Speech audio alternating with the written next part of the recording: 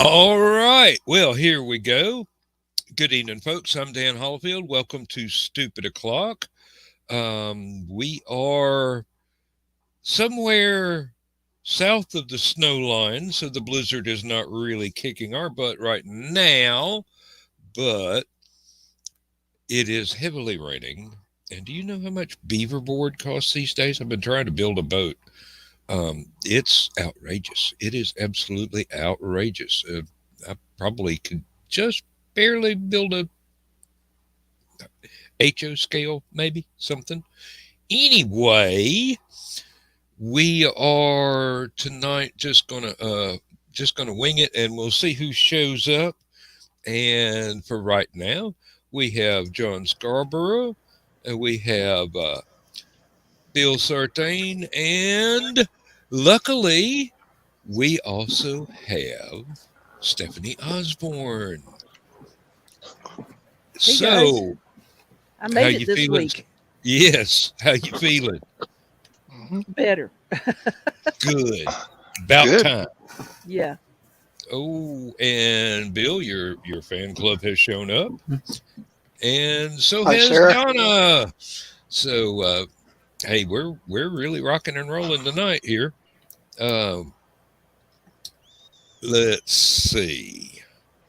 There was something I don't know.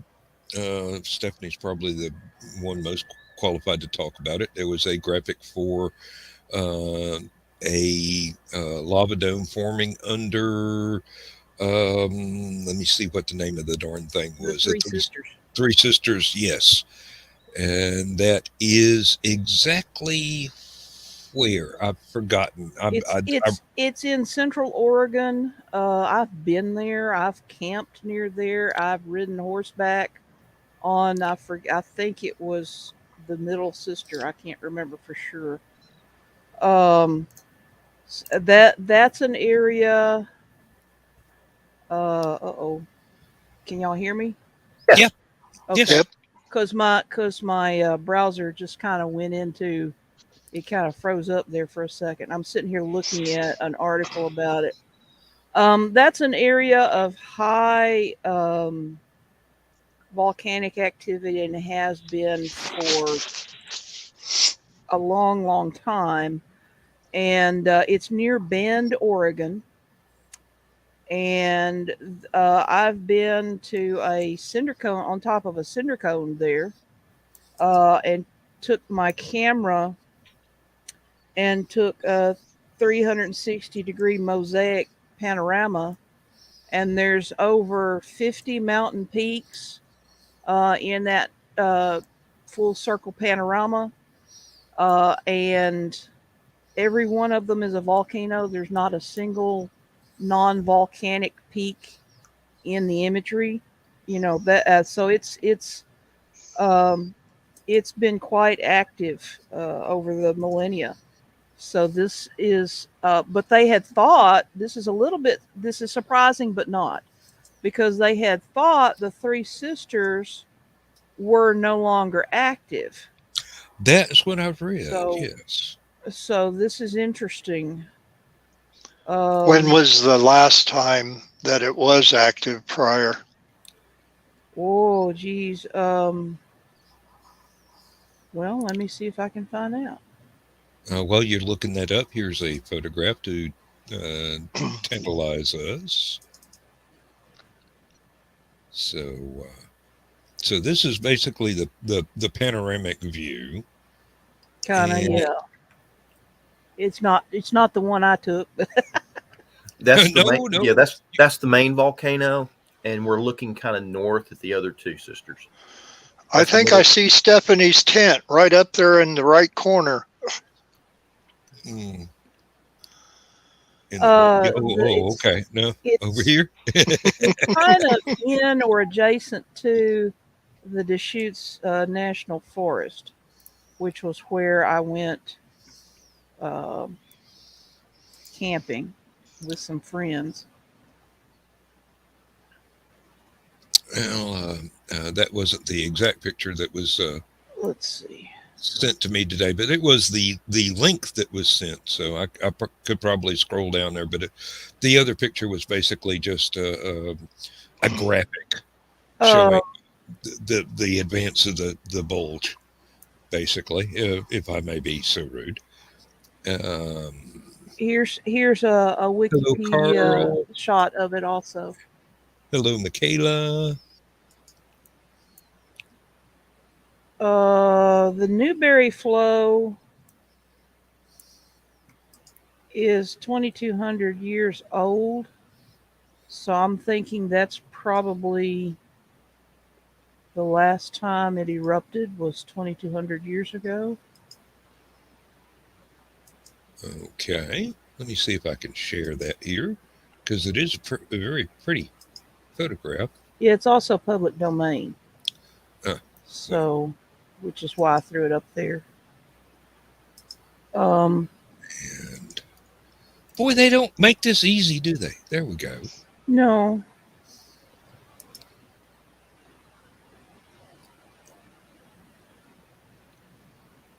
It's still it's always the beautiful ones that kill you.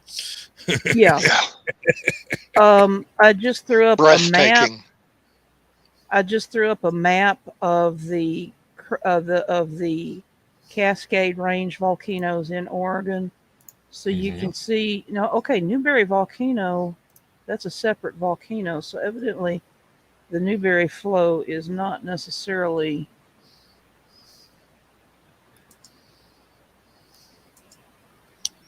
Let's see.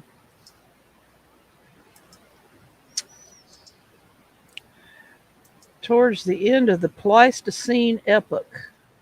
There we go. Let's see if I So, can pull that up any. No, it's tiny. I'm sorry.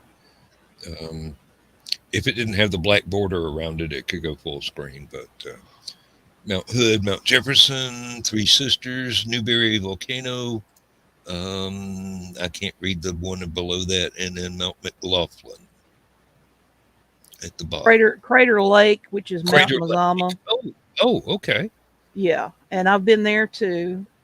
I've been on Mount Hood, but not up to the summit. And I've been north of there up into Washington. Uh, for there you go. Oh, okay. To to John got that one. Mount St. Helens, and south of there down into California to Shasta.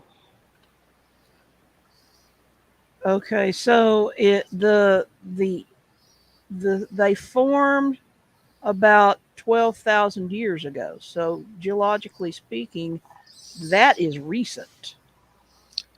And we have another Oh, special guest. Hey, Skunk. I'm not that special. hey, Yes, dude. you are. You are absolutely. Now, Right, not really. You, what other he's surprises can we have for tonight? I swear. Um, Bill messaged me that someone else might show up tonight. He's probably I working on a different show right sent now, but Send him a link, and I think he is doing a different show right now, so it might be a little bit before he comes in. That's all right. At least we can talk now. Mm-hmm. No, it's not Nick Talkert either. Real quick. So Mexican Coke is back again. interesting. The shipment must have came through, even though we have almost a foot of snow up here. Evidently, the area around South Sister has uplifted by about a foot. Hey, Joe. Hey, well, I guess Dan isn't going to bring me in, so I was just trying to get my keyboard, ask you if you were ready to come in. I've been giving you thumbs up and going, "Hey, me." Yeah, I thought you were having a coughing fit again. Hey, Joe. Going, oh no, not again. Hey, John. You got to do John. this. Oh, hey, Stephanie. Be glad you miss Chatacon. That's all I'm going to say. Yeah, you've been pretty sick, huh? Yeah. Oh, He's got the chatter crud. yeah, I think it's a little worse than that. I got the Chata Omni crud. Sounds like you got John's cough from last week. Oh, I've been coughing for the last several weeks. 2 weeks at least. I 2 I weeks. just found out earlier today, Skunk called me, and I don't remember it. Mm-hmm. This is true. This That's is true. just old, I called that's just Joe. old age. I called Joe a little while back while Joe was sick with the COVID, and I don't even. It was he had said something about not feeling good and having to go to the clinic, and and so I called him up and I was like, hey man, I just wanted to check on you and stuff. I'm guessing it's con crud because you just came back from Chatacon, and he was like, no, I just got back from the doctor. It's COVID. And I'm like, oh God, dude, I hope you're okay. Yeah, I mean, me and Donna both. All right, man, I really gotta go. Bye. And he hung up the phone. And the conversation was pretty much that quick. It was a little longer than that, but I mean, it was literally one of those things. He wanted to get off the phone. He sounded like he ate he was gargling gravel, is what it sounded like. He sounded Lost Stephanie. awful. And then, so when I was talking to him on the phone today, he was all I was like, yeah, no, I called you when you were sick, and he's like, you called me? And there we go. We got her back. Oop. Yeah, sorry about that. I clicked Maybe. the thing. No. I think we clicked at the same time here. I'm with Joe being out. I'm jumping the gun here because it's like I've been trying to play Joey Bishop for the last 2 or 3 weeks, and it's no longer my show. So Where'd he go? he's with us in audio. So probably had to blow his nose or something. So Yeah, there you y'all didn't need to hear that. I'm Anyway. to the point of expelling lung matter, so. But yeah, no, he did not remember that conversation on the phone earlier. I do not remember it. By the way, though I did think about something, Joe. When you went to go you had COVID, right? Yeah. And you went into the building. Or did you go down to Well Advantage? No, we did the quick drive-through up in Ottawa. Oh, okay. I was really hoping you had gone to Well Advantage. They won't even let us in the building if you got it. Well, no, because there was a guy Yeah. who apparently had it and went in there, got security guard sick, and he had to spend 2 weeks off. Mm. Oh, Skunk. Carl says, nice effect there. You're using OBS for that, aren't you? Oh, yeah. Of course. What else would I Okay. use? He looks like he's driving down Rodeo Drive in California. Yep. Well, Carl's Well, apparently I look like I'm doing it backwards. Yeah. Yeah, which is even more impressive. Driving Me Backwards by Brian Eno. Yes, I forget which album Yeah. that's off of. Guys, I love y'all, but that last coughing fit took all my air away. Okay. Thank you, Dan, for running the show for me this past few weeks. Going to Um, try to get better and see y'all Saturday night. Stephanie, thank you for that. And you all were talking volcanoes. The sun of Krakatoa popped off today. Oh, did it? Okay. Yeah. It popped off, and then we had that one out by Australia popped off. Mm-hmm. And now the Three Sisters are firing up. I got a feeling we're in for a rough year, geologically. I think we can wave bye-bye to global warming for a year or two.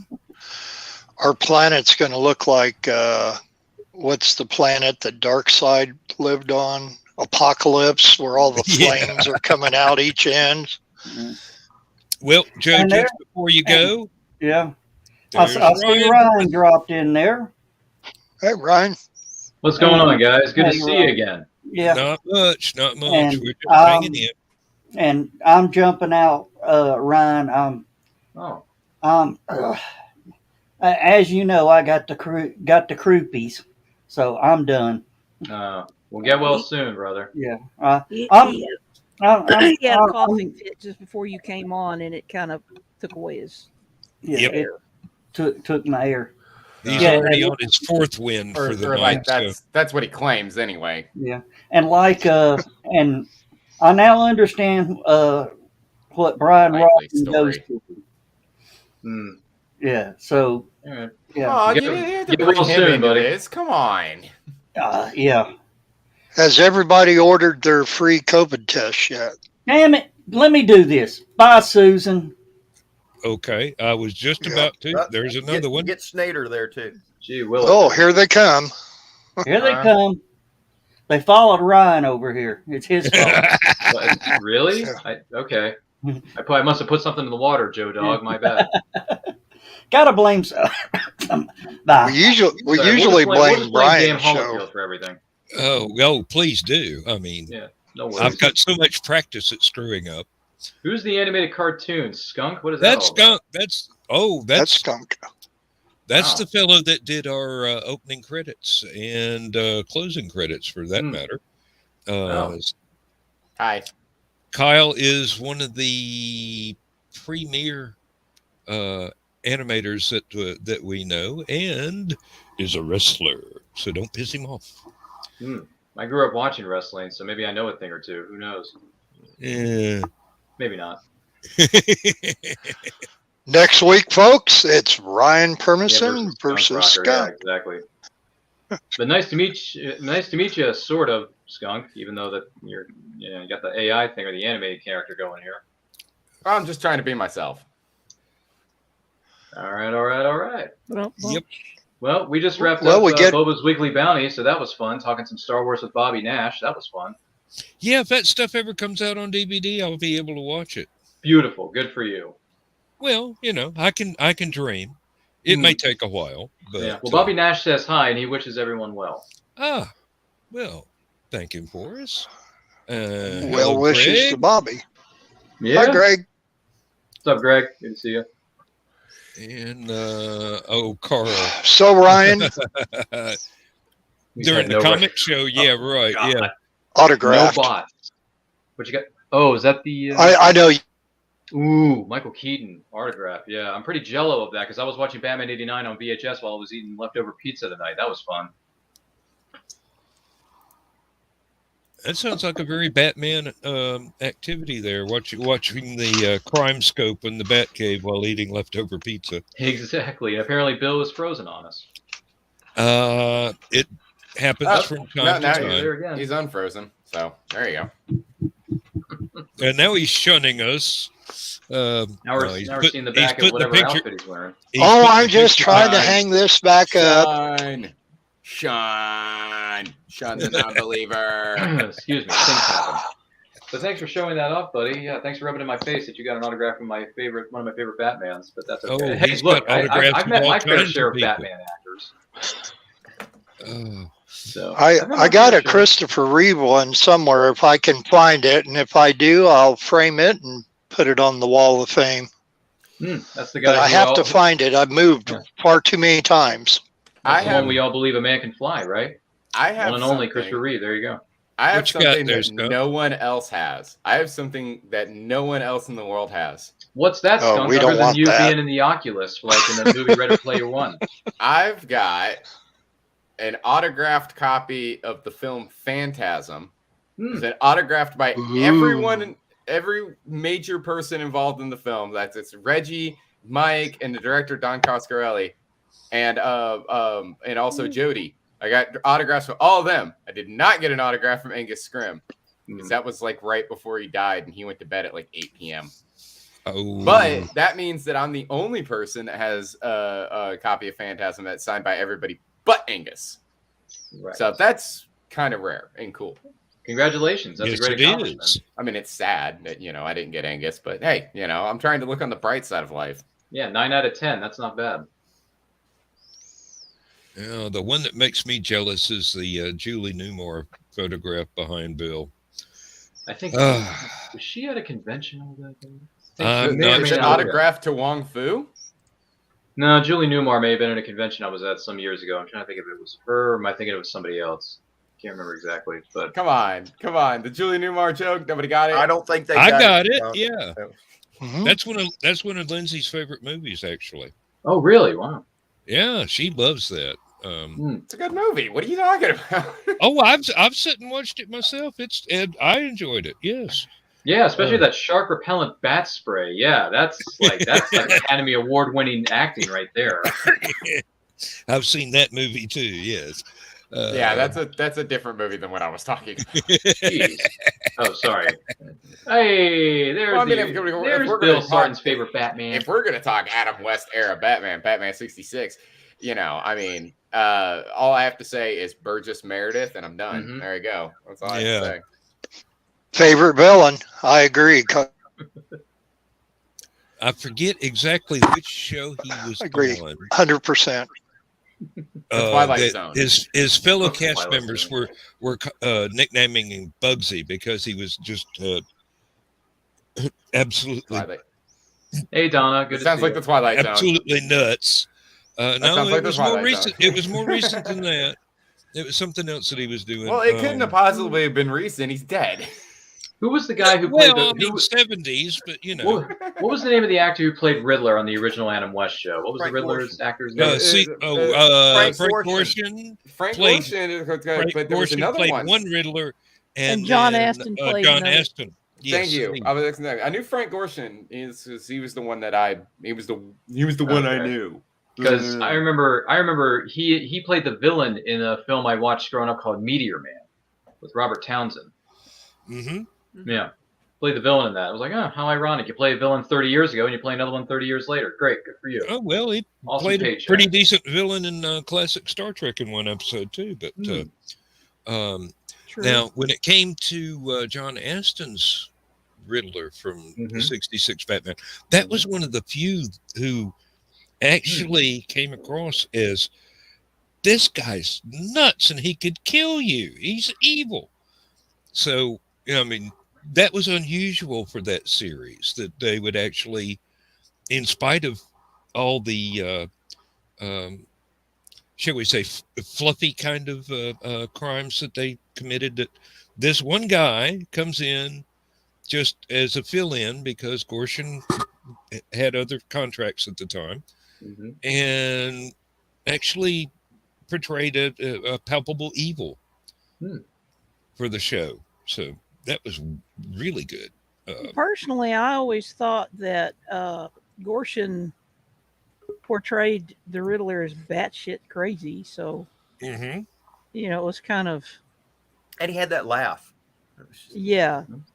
Well, Riddler is going to be the main villain in the new film coming out in March, The Batman. Let's hope it's better than the last time. It's okay. I have a soft spot for Jim Carrey just because I grew up on that film as a kid. Sorry, I'm a bit younger than maybe one or two of these panelists, but I'm showing my age here. But I still enjoy it. Well, no, it was. I know it's not the greatest, but listen, I still enjoy it. I still have a soft spot.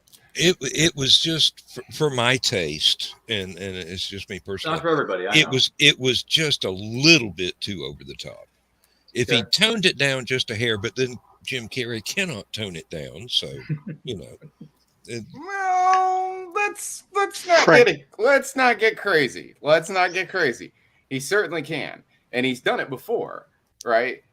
But they wanted over the top for that role. Look at Tommy Lee Jones. Look at Tommy Lee Jones in that movie. He was. I mean, you've never seen Two-Face ever be like that. You know. No, Ever. you're right. In the animated series and in the film, his one film appearance, right? Two-Face was always super. He was always dead serious, 100% of the time. But only in that one movie, right? Was Two-Face. Tommy Lee Jones's Two-Face was over the top, out of control, and that's just the way that I mean, it's a Joel Schumacher movie. What do you expect? I know. Yeah, I that's how I play it. I know Tommy Lee. He was directed to play it over the top. Yeah, and if you like, there you go, Bill. She knows somebody too. If you've seen one of my absolute favorite Joel Schumacher movie is Falling Down, and if you've ever seen Falling Down. Right, Falling Down is basically if you took John here, right, okay, and told John, it's like, okay, over the top, be as over the top as possible, be the exact opposite of who you normally are, because John's normally just like super chill and cool, and it's like, no, if you've seen that movie, it's Michael Douglas walking through downtown LA just screaming at everybody and shooting people. It's great. Love that movie. I haven't seen that yet. I'll add it to my list. I've got to say, I don't ever want to see John walking through screaming at people and shooting people. I mean, when it comes to Two-Face, though, I would have liked to have what they would have done with him if they kept him on with Aaron Eckhart in the Nolan trilogy. I would have liked to have seen more Two-Face in that. Yeah, I would have liked to see. Oh, the Billy Dee Williams. Billy Dee Williams. They kind of sort of remedied that with the Lego Batman movie with bringing Billy Dee back as Harvey Dent / Two-Face, even though it doesn't really count because it's an animated film and it's a spoof. Right. But it's still kind of like, hey, Billy Dee, we're sorry we did you wrong in '89, but here's a consolation prize of being in this animated film, which still is. I mean, that movie was funny, so I'll give Batman credit. I think if you've seen Billy Dee, obviously, like his most famous role, of course, being Lando, right? Mm-hmm. You've seen him do Lando. Oh yeah, imagine that Two-Face, because in both the original trilogy and later on in the sequel trilogy, you see Lando being both happy and joyful. You've seen him being happy and jovial and good-natured. You've seen him be a kind-hearted soul. You've seen him be downright evil. He had the range. Imagine him as Two-Face. Oh, that would have been so good. Yeah. No, I thanks, wish Tim Burton. Yeah. Returns came out, and I'm like, yeah, that's not a Batman film. That's a Tim Burton film that just happens to have Batman-like characters in it. Yeah. And it's also a Christmas movie. Yeah, I don't watch that movie. I don't watch that movie pretty much anymore, period, because I did a rewatch of that not too long. I'm like, man, this is more of a Tim Burton film than a Batman film. I can't believe I ever watched it. I mean, I knew when you're a kid, you think one thing, but when you're an adult and you mature, at least some of us here have, it's like, I'm so glad that will never happen to me. Mature. Yeah, exactly. Who wants to grow up anyway? And it's like, okay, Michelle Pfeiffer had a really amazing Catwoman outfit, but everything, like, both, because the Joker in the '89 Batman, right? Jack Nicholson did the Joker perfectly. Catwoman was not Catwoman, and the Penguin was not the Penguin. Especially when the Penguin's trying to score with Catwoman, which never happens. It's like, oh god.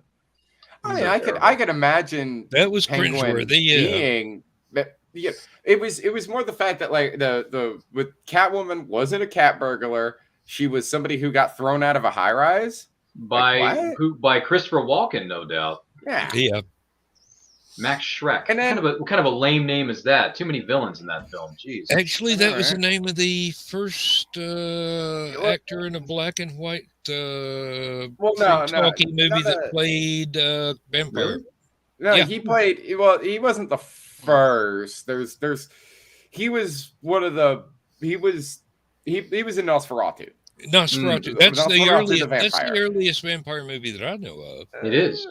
I don't. Wait, there was that one and the other one, The Cabinet of there was Dr. Caligari. There might have been That some other wasn't ones before really that. a vampire movie. That was impressionistic. That was more akin to the movie Freaks Oh, than it good. was a point. vampire. But Yeah. hey, I'm sorry.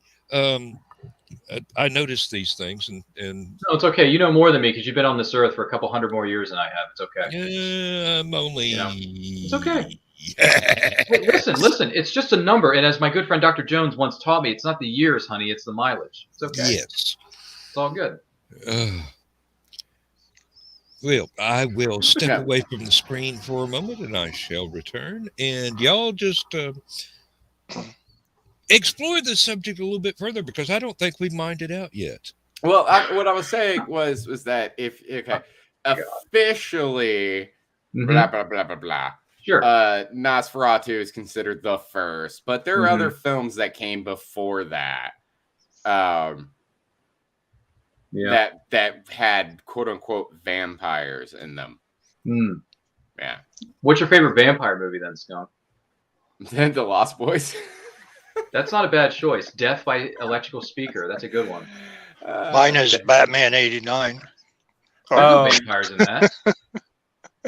Batman, come on now. Winged freak I mean, if you're terrorizes Bill. Wait till they get a load of me. You know, I'm just saying. I mean, if I can't choose another Joel Schumacher film, because I do like Joel Schumacher. No, The Lost But Boys if- is a good pick, man. I like The Lost Boys. But I was gonna say if I have to pick outside of that, you know, I'd probably say My Best Friend's a Vampire. That's a good one. Yeah. Okay, fair enough. I'm kind of a 80s nerd. Dude, I was born in the 80s, raised in the 90s. There's no shame in that. Wait, now we have to ask the immortal question. What year were you born? 87. Ha! That's right. I'm not the So- youngest. Okay. Great. Good for Okay, you. Skunk. Yeah, What year were you born? 86. yeah, what year were you born, Skunk? 86. I just said 86. Jeez. Oh, I'm a year okay. older than you. Not that there's anything wrong with that. I mean, look, you know, in 87, the year I was born, what did we get in 87? We got, what did I say a moment ago? So Spaceballs came out in 87. The Living Daylights came out in 87. Adventures in Babysitting came out in 87. Horribly underrated movie. It is, yeah. And Elizabeth Shue, you haven't aged much, honey. You look good, Elizabeth. Keep that up. Yeah, What a lot else of came out? really good stuff came out in '87. trying to think. And What other movies came out? video game wise, you had Maniac Mansion came out in '87. Yeah. The original arcade Punch Out came out in '87. Ooh, yeah, dude. Punch Out's awesome. Contra came out in '87. Contra. Yeah. Uh-huh. Metal Gear first came out in 1987. Interesting. Yep. The Simpsons. Oh, was Simpsons 87? Came Really? out on Wow. Tracy Ullman show. Tracy Ullman, that's right. Yeah. You also in 1987. You also got one of the best Nightmare on Elm Street films, Which one was that though? Dream Warriors. Yeah, dude, that theme song. Oh my god. There we go. Man, Yep, we are Dream Warriors. Speaking of Dream Warriors, I had the pleasure of interviewing one of the production designers for that film, Mick Strawn. I interviewed him, who worked on Nightmare on Elm Street 3 and 4. Dude, he's got some crazy BTS behind the scenes stories, and he wrote a book about him too, which you can find on his Facebook page. Check out Mick Strawn on Facebook. He's got a book about all his adventures when he was helping to make the Nightmare on Elm Street films. Wild stuff. Oh yeah, Mick's a really neat dude. Yeah. Just like seeing like interviews and stuff with him. Mm-hmm. Yeah, we had an interview on our show with him. He also did work some of the production design on Mortal Kombat from 1995, one of my favorite video games. Oh no, he worked on a bunch of because he was a New Line guy, obviously. Yeah. So he worked on a bunch of the New Line stuff, and what's really crazy is that he's still been working on stuff today. The stuff that he's working on now is like he's been working on a lot of fan films, which is pretty cool. Yeah. So good on you, Mick Strawn. You've done well, our good friend. There's actually one that I was wanting to see because our friend Joe Dog turned me on to it. That there was a Jason Voorhees fan film that he actually was he was one of the production designers on, and it's got as kind of a neat little thing. Tom McLaughlin did it, and he wrote Jason Lives, which is like the best Friday the 13th movie. So, okay. And he's worked on a bunch of other. If you remember the name of that? Yeah. The fan film that you Vengeance. Vengeance. Okay, thank you. Oh, it's called Vengeance. Okay. I never knew that. I never knew that at all. But it is your area of expertise there, the horror movies and horror. Yeah. I'm not a big horror guy, but there are exceptions to every rule. I mean, I do like Nightmare on Elm Street for the most part. I haven't seen all of them yet. I'm doing a binge watch. I've only seen the first 4, so I got to watch the last 3 and then the spin-off Freddy versus Jason. You haven't seen my favorite one yet? No, I've only seen Nightmare on Elm Streets 1 through 4, and then I made the mistake of going to the theaters and seeing the remake with Katie Cassidy. Yay! Yay! So you get to experience the awesomeness that's part 5, and you'll probably hate it just like everybody else does. But that's okay, because I love it. I think I look forward to love his joy. Yeah, I look forward to watching these other films in this this franchise. He's got a plethora of other stuff on my watch list too that I haven't gotten. Hey, speaking of fan films and Freddy and all that stuff, have any of you seen any of the Bat in the Sun fan films? Superpower Beatdown, yeah. Oh my! Well, not even so much the beatdown, but the actual little mini movies that they make. The one between the fight between Batman and Predator is one of the first ones I ever saw, and it's amazing. But they've done a ton of them. The beatdowns, whenever I get on their Facebook page and they say, okay, who next? Batman versus, and I usually put like Aunt B or Barney Fife or whatever, and waiting for them to make it. But basically I don't care for the beatdowns, but the regular films that they did, and I'm trying to think of they did a longer Batman movie one. I know. I know which one you're talking about. I think it's Batman City of Nights or City at Night. I can't remember. I think. Yeah, I know if I heard it. The long. But so if you've seen that one, then they're capable of making something good. I mean, look, my favorite beatdown was one of the more recent ones that came out in the last few years. It was Wonder Woman versus Wolverine. My God, was that bloody? That was so good. That was my favorite one. The production value on that was so ridiculously good looking that you need to like, comment, share, and subscribe and look up that stuff, skunk, because I think you would get a kick out of it. They also had Batman versus Wolverine. Right, I saw that one. Yeah, that happened. You had Batman versus. What was the other one? We had Gambit versus Nightwing. You had Nightwing versus the Winter Soldier. They had an animated one where it was Optimus Prime versus Iron Man. Right, I saw that. By the same people, but it was Batman and Superman versus Darth Vader. Yes. I love the long version of that one. The short one is okay, but the long one blows it out of the water. That was a good one too. They also did another one with Superman versus Thor, which is one of their first superpower beatdowns they ever did. Granted, I'm always Team Superman, but that's beside the point.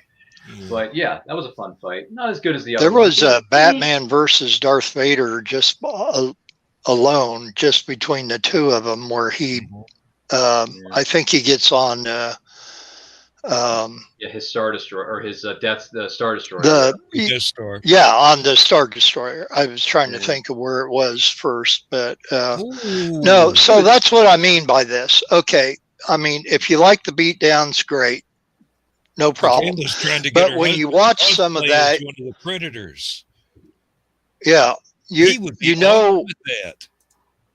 Mhm.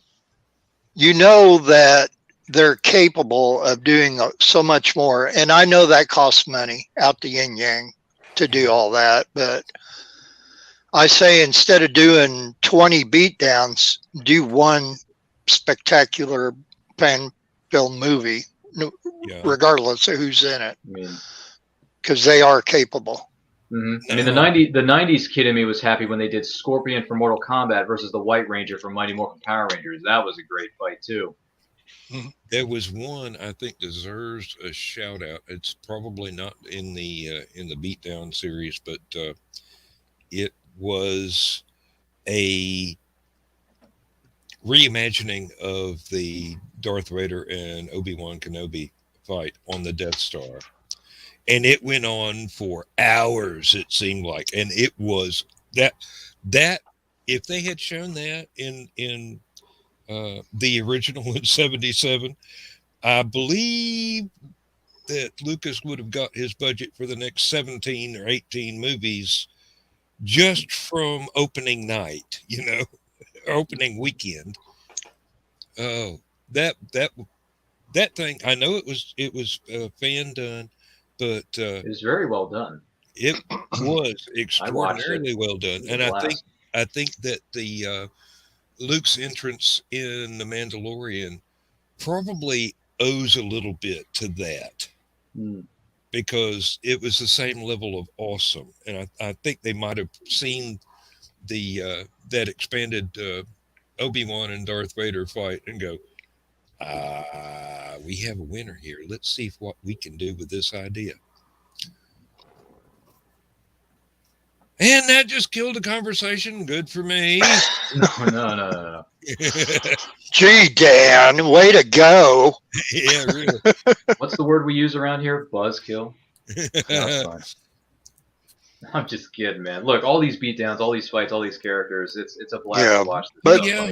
Buzz was dying anyway, so it's nice to see that there is still creativity out there in the world that my good friends just put out a fan film of their own called Star Wars: The Broken Wills, which you can find on the Lasting Light Media YouTube channel. It's a lot of fun. It's a 26-minute fan film about the relationship between a mentor and a mentee and how it all goes awry. They borrowed some elements in some of the video games that have come out in recent years from Star Wars, but at the same time, it's still their own story set in their own galaxy, so it's still their own thing. So feel free to check out Star Wars: The Broken Wills on the Lasting Light Media YouTube channel there, Dan, and all you fine people in the studio. Here we go. Joe knows what I'm talking about there. Fix it in post. Oh, there you go. Very good. Very good. Thank you, Joe. Man, this Joe Dog McKeel, he's a really smart dude. Yes, he is. He is. Yeah. I should probably make it Facebook official and friend him on Facebook. It wouldn't be a lick amiss, especially if you like.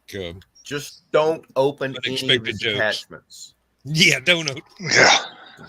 I'm not saying he'll rickroll you, but it might not be as pleasant as that. Oh, dear.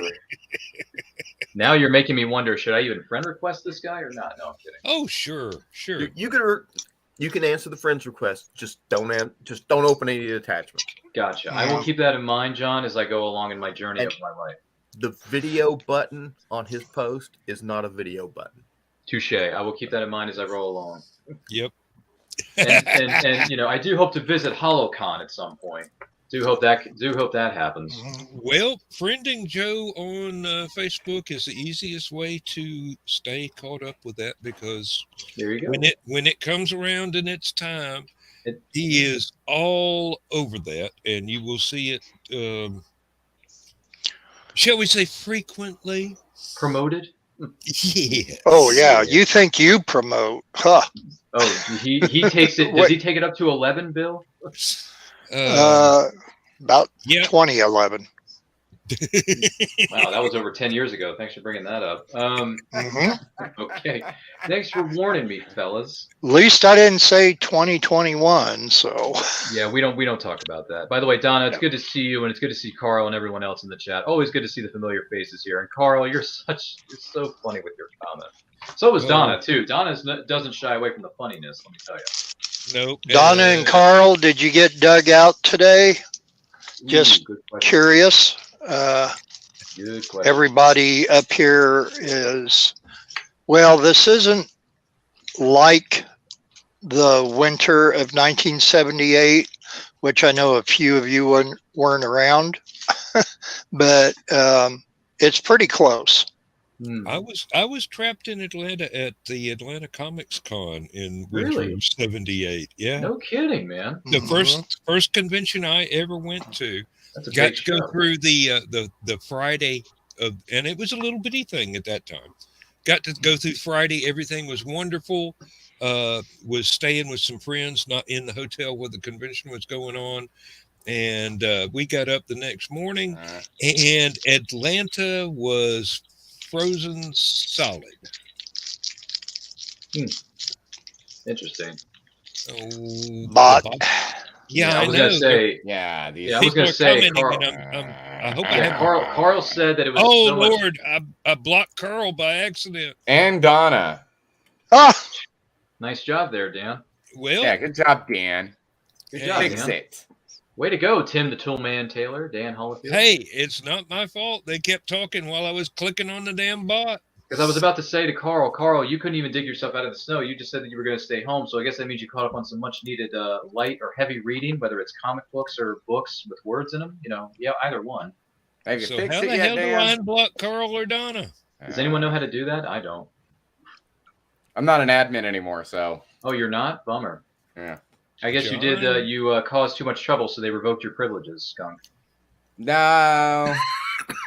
I just No? had to reset my cookies and stuff. Yeah. Joe Dog has to give me the link again, but Joe Dog, if you know how to unblock Carl and Donna, please do, because Yeah. I don't see any options here Ow. to do that. That's kind of an unfortunate thing there. Now- Carl and Donna are two of our biggest fans. Yes, I know. there you go. I wish I was an admin fix because that. I would tap on Joe Dog's comment. The blizzard of '78 was a damn it, Dan. Nice work there, Dan. Hey, I clicked, it scrolled up, Yeah, it's I all hit right. block, it hit what? The only reason I know that Carl said something about the snowstorm is that he popped up in the comments section of the Comics Unlimited podcast with Glenn B. Fleming and Ted Davies. So Hey, I just want to point out that that's happened to me because because Brian did it on never mind the furthermore. He was trying to block somebody who was being a goob and blocked me by mistake. The difference is that Sure he did. he didn't notice until God. Carl found out Mhm. that I had been blocked, and Carl was the one who had to undo it for Brian. And Brian was all apologies and everything, but it had been like 30 minutes through the show before I even realized. Good Lord, man. I'd been talking the entire time, wondering why is Brian ignoring me? Well, I guess you got the answer to that question. So if you don't mind me asking you, Skunk, so you are, what is it you do exactly? You're an animator, you're a graphic designer. What is exactly that you do? I wear a lot of hats. Can you give me the Cliff Notes version? I'm He's the mostly, Mad Hatter. I mostly do video editing. So Nice. for like professional wrestling shows. Oh, For like one of the projects I'm working on right now is for the upcoming match, doing a little promotional video for it. And I also do like entrance videos for wrestlers and stuff like that. And then I've got also outside of that, I do some writing. I've got a movie script I'm still working on. And then I help out with some other stuff. Like I did the trailer for Michaela's back when it was the Warriors trilogy. Now it's the quadrilogy because there's a new book coming out. Oh, wow. And we Yeah, I know. Everybody Anyway. shut up in the comments so I can get the damn thing. Let's give Dan Holyfield a few moments to collect his administrative thoughts. But anyway, Skunk, that's some great stuff, man. I grew up watching wrestling, and some of the best entrance videos are some good stuff. I mean, granted, it may or may not have been put together by somebody else or maybe you. I don't know. But the the thing you did for Michaela, that's pretty cool, man. That's good stuff. I don't believe Skunk was around to do some of the classic stuff. No, the ones I'm thinking of were not done by Skunk, but at the same time, Skunk, that's cool that you do that stuff, man. Congratulations. Thank you. I really appreciate that. Yeah, that's good stuff, man. The Michaela J. Do you have any other writers you're gonna put together some trailers for in the near future that you can let us in on, or did you sign an NDA? No one else. Brian kept threatening to hire me. But at the same exact time, I think the reason why he never did is because he's got such a good relationship with Jeffrey Hayes with Plasma Fire Graphics. Why would he ruin that by going to somebody who is so subpar in comparison? Because he does amazing work. I get, when the look of your book matters to you, you go to plasmafiregraphics.com today for more details. My gosh, Jeffrey Hayes kills it every time. Yeah. And if you'd like to spend less money, if you don't really care how the look of your book matters, you hire me. Well, Skunk, if I ever write a series of short stories, now I know who. Oh, okay. Thank you. Maybe not. I don't know. Maybe I'll keep your phone number in my Rolodex. There you go. Yeah. Skunk's going to make me Don't spit my I cheeses. won't call you either. You can hire me to do some voiceover stuff if you want me to, because everyone says I have a perfect face for radio. So just let me know. You too. That is something I am sort of NDA'd on. I'm not going to really talk about. There you go. But power to you then, man. Yeah, because there's some. Congratulations. I'm doing some narration related stuff that I have to finish, and I haven't finished yet because life got in the way. And also, I have really buggy software that lied to me, but I'll talk about that later. I'll talk about that after the project's finished. All right. Well, we wish you the best of luck with those projects there, Skunk. Right? Yeah. No, and Ace has been missing you, Skunk. It's I'm usually busy on Thursday nights. So. Yeah. Well, you made room in your calendar for us. You're so kind. Yeah. I mean, I've heard your name come across my desk a million times. I've never actually seen you. Clearly, I can't still see you because I'm looking at an avatar and not a real human being. But listen, it's still nice to meet you, though, Skunk. Even though this isn't technically you. This is the virtual representation of me. That's the closest to who I am in my heart and all good. Tail. No, whatever. Yeah, hey, whatever works for you, man. I saw that movie, Ready Player One. So if you want to live in the Oculus, you go right ahead. I can't help it if you talk too damn much. I'm thinking of it's like I don't even think of it as like because the Ready Player One reference. I don't even think of it that way. I'm just trying to be Cyber Job. Sure. Actually got that reference. Thank you, Dan. I'm glad somebody did. Carl said he's going to hear about it in the green room. Oh my! Everything has to be. Yeah, well, tomorrow night's going to be a little bit busy. Yeah, everything with me has to be like either horror movies or cute, cuddly animals. Well, how about this one for you, Skunk? If you don't mind me asking, in the words of our good friend Ghostface, what's your favorite scary movie? Nightmare on Elm Street 5. Didn't I say that earlier? I thought I did. No. You said it was. I didn't know it was your actual number one favorite. I just. Oh yeah, no, it is my all-time favorite horror film. Is Nightmare on Elm Street 5. Is that The Dream Child? Yes. Thank you. Okay, I see. At least I know my subtitles. I just haven't seen it yet. Thanks for noticing. Yeah. If you know Skunk for any length of time, he will tell you exactly why that is the best movie that he's ever. Why that A Nightmare on Elm Street 5, The Dream Child, is his favorite horror film of all time. Well, I look forward to watching this, man. Yeah, I'm not going to say anything because you haven't seen it. Yes. Because that's the thing is I only have that conversation with people who have at least seen the movie or don't care. And so if you haven't seen it yet and you obviously care, it's like I'm not going to spoil anything. Watch it and make up your own decision on that. Fair enough, man. And if you disagree, that's okay. One of my major things that I always tell people is like, you don't have to like the movie. I like the movie. If you don't like the movie, I mean, that's up to you. But I love the movie. And I believe in reverse gatekeeping, right? Reverse gatekeeping is where instead of gatekeeping, which is like, you hear people all the time being all like, oh, you're a comic book fan. Name your 5 favorite comic book characters. Tell me everything about the X-Men, who are all Batman's villains, that sort of crap. No, I'm the exact opposite. I'm the exact opposite. I'm like, let me bring you into my fold. I want you to be one of my people. Come on, let me tell you everything that's awesome about the entire Nightmare on Elm Street series. I will sit here and talk to you about it for hours because I want you to be a part of my life. That's the kind of person that I am. I want to bring people into the fold. I don't want to keep them away. So, like reverse gatekeeping would be like letting all the prisoners out. No, it'd be like inviting everybody to one big party. That's kind of what Skunk is getting at. Skunk, I get where you're coming from, and whenever I see this movie, I look forward to sharing my 2 cents on this with you. Oh, fantastic! Yeah, Bill, it's not like that. It's reverse gatekeeping because gatekeeping keeps people out. There you go. Reverse gatekeeping would keep people in. Oh, so you're letting the prisoners in? Okay, yes. All right. I want everybody to be part. That's what Skunk is trying to say. Yeah. I want everybody to be part of my cute animals and horror movies prison. Wow.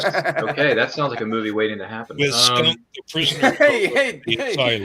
Hey, Donna Carly and Michaela Jade, don't say anything. When Ryan could find out about the movie I wrote later. Yeah, exactly. According to the people that were doing the who read it, editing, read the script, and, whatever review, it's pretty damn good. I've so far I've wrote one full movie script and an outline of another, and both of them are horror films that involve cute animals. Okay, well, how about this? Have you met any of the cast members of the Nightmare on Elm Street franchise? Well, he told you he got autographs, but that was the Phantasm. That was Phantasm. That was Phantasm. I'm talking specifically Nightmare on Elm Street. Yeah. Have you met anybody, Skunk, or is that on your bucket list? Let me think. I ain't making no promises, Joe. Yeah. By the way, the person who made the comment that the power went to Dan's head, that's genius. I love that. Oh, like I have any power. No, you do. You just don't want to admit it. It's okay. He's got the Infinity Gauntlet. Yeah, he's starting to become our Thanos of this whole thing. No, I had to sit there and really concentrate and think about it and think about every single film. God. And no, not a single one, unfortunately. The closest, I would say, the closest I've ever gotten. I think the most famous person in horror that I've ever met would probably have been Reggie Bannister. I think that's the closest that I would have gotten. Because like Mike and Jodie, I mean, they're both fantastic actors, but I mean, outside of Phantasm, they really didn't do anything else. But you know, Reggie was in a film with Robert Englund, so that's probably as close as I ever got. I can't. I think you need to talk to Ace there for a minute. I know I'm not gonna meet Robert Englund at an upcoming convention. Supposedly, the Scrubhouse crew is supposed to be going to a convention. I don't remember when. I don't even remember the name of the con. I'll have to double check with Audrey about that. But I think Mark Patton's gonna be there. If I remember correctly, Mark Patton, Jack Shoulder, and the girl who plays Lisa, whose name I can't remember at the moment, but she's also in Hellraiser Bloodlines. All from Nightmare 2. Jack Shoulder was the director. Mark Patton played the main character of Jesse, and the girl that played Lisa. And I think all three of them are going to be there. And apparently VIP passes to this convention, if I remember correctly. You get like a private VIP screening of the film with all three of them. That I'm planning on going to, but I have no idea because like life topsy-turvy all the time, so you never know what's going to happen. Plus, I'm usually busy every weekend, so this is true. Putting in the work, man. Finding time off for conventions is kind of difficult right now. Bit of a challenge. Yeah. Okay. Well, we hope you get a chance to meet some of these people somewhere down the line. I'd love to meet Robert Englund. It would definitely. Who would?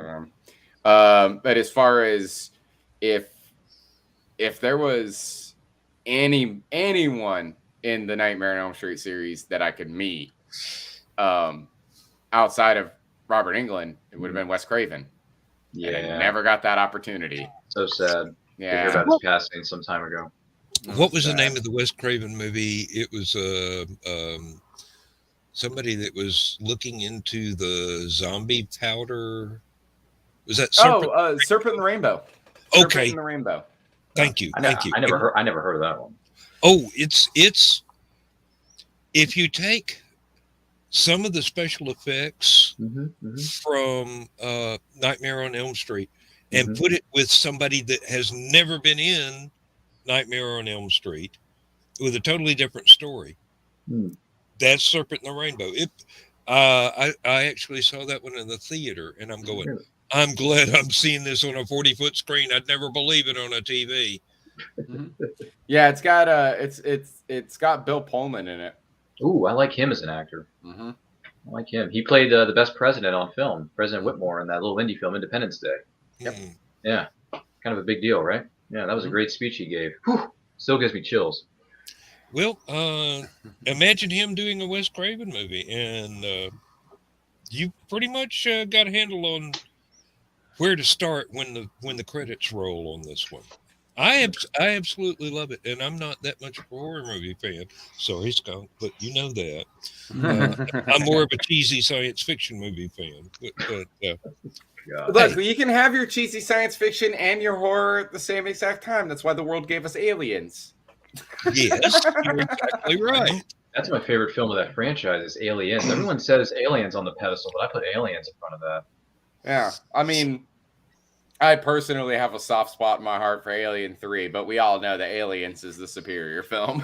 Wow, I was going to say Alien 3 is my least favorite of that franchise, man. So many people say that, and it drives me nuts. So I love bad. it.